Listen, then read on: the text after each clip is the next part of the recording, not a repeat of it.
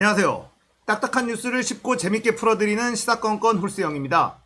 자, 이번에 다룰 이야기는 표창장 조작 사건의 증거 마지막 이야기입니다. 자, 본론으로 들어가기 전에 오늘 어버이날이에요. 시사건건 시청자분들 중에 저보다 연배가 많으신 분들도 많이 계시기 때문에 어버이날 자식들 키우느라 수고 많으셨다. 감사드린다. 인사 먼저 드리겠습니다. 저도 애들이 있는데 카네이션 같은 게 없더라고요. 코로나 때문에 학교를 잘 안 가서 그런가? 학교에서 보통 만드는데. 자, 이제 본론으로 들어가 보겠습니다. 정경심 교수의 2차 공판이 이틀 뒤 내일 모레 5월 10일에 열립니다. 이 표창장 위조 사건이 아니라 표창장 조작 사건이라는 증거가 계속 나오고 있다. 제가 꾸준히 말씀드리고 있습니다. 자, 그동안에 말씀드렸던 증거들 말고 또 하나 아주 중요한 핵심 증거. 이걸 생각해보면 이게 어떻게 유죄가 나왔을까라는 생각이 들 수밖에 없을 거예요. 결론부터 일단 말씀드리면 바로 출력입니다. 자, 표창장을 위조를 했으면 이제 출력을 해야죠. 그런데 그 PC에서는 출력을 한 흔적이 없었다는 겁니다. 거기다가 방배동 자택에 있는 프린터기는요, 잉크젯 프린터기였다는 거예요. 표창장을 잉크젯으로 출력할 수는 없거든요. 레이저 프린터기로 출력을 해야 돼요. 그런데 범행에 사용됐다라고 검찰이 지목한 PC에는 출력을 한 기록이 남아있지 않고 방배동 자택에는 잉크젯 프린터가 있었다는 것. 이 부분이 마지막 퍼즐입니다. 자, 내일 모레 있을 재판에서 변호인단 측은 아마 회심의 카드를 준비하고 있을 겁니다. 그리고 다스베이다에서도 이 고일석 기자가 뭔가 확실한 카드가 있는 것처럼 이야기를 했었거든요. 이 앞에 나와 있는 증거만으로도 사실 충분합니다. 거기다가 최성해가 말을 계속 바꾸고 있거든요. 1심 재판부가 가장 강력한 증거로 선택한 이 최성해의 증언이 일관되지 않다는 것도 정경심 교수의 무죄를 입증할 수 있는 근거가 될 겁니다. 하지만 확실한 카드 하나, 제가 예측하는 건 바로 이 출력 부분이에요. 검찰이 주장하는 정경심 교수가 위조를 했다는 이 PC에서 출력했다는 흔적이 나오지 않았다는 점. 자, 그렇다면 표창장은 어떻게 존재할 수 있었던 것인가? 이 부분이 핵심이 될 거다라고 생각을 합니다. 자, 정경심 교수의 주장은 이렇습니다. 표창장을 잃어버려서 다시 출력해달라고 요청한 적이 있다. 만약에 이걸 다시 출력해준 사람이 존재한다면 이 재판은 끝난 겁니다. 동양대 내에 이 정경심 교수 딸 조민양의 표창장 양식이 존재한다는 뜻이기 때문에 그렇습니다. 만약에 정경심 교수가 위조를 했다면 다시 출력할 수가 없겠죠. 정경심 교수만이 위조된 파일을 가지고 있어야 되잖아요. 자, 검찰의 표창장 조작 사건 처음부터 간단하게 정리해 봅니다.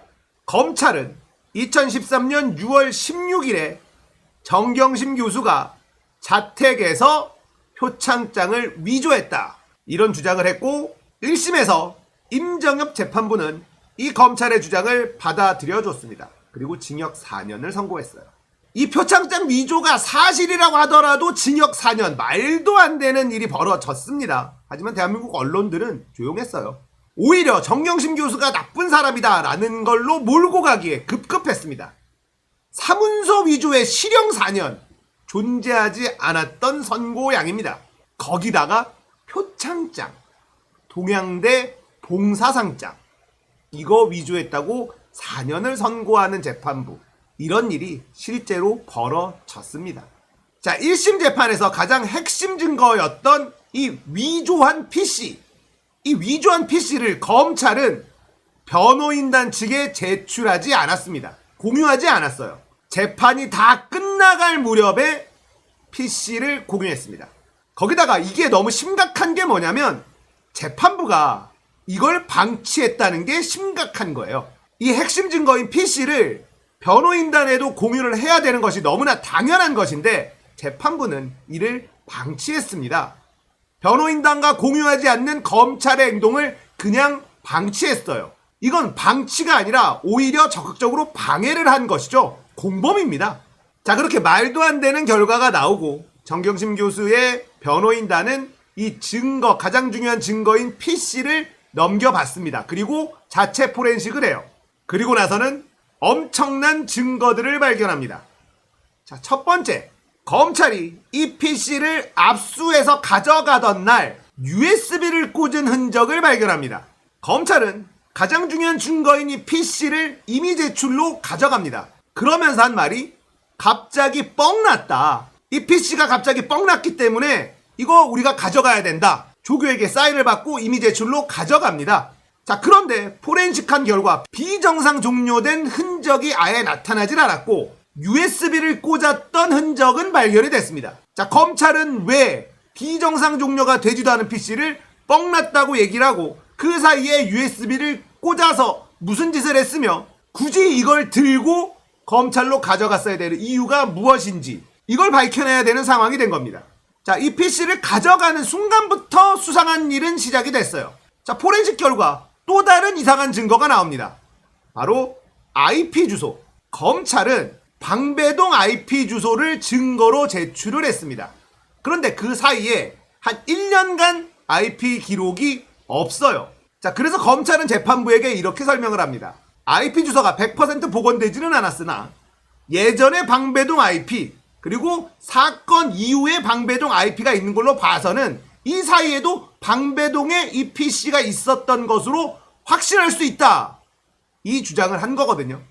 그런데 변호인단이 포렌식을 해본 결과 이 사이에 동양대 IP가 14번이 찍혔다는 겁니다. 그러니까 예전에 방배동에 있던 PC를 동양대에서 사용하다가 다시 방배동으로 가져갔다라는 뜻이죠.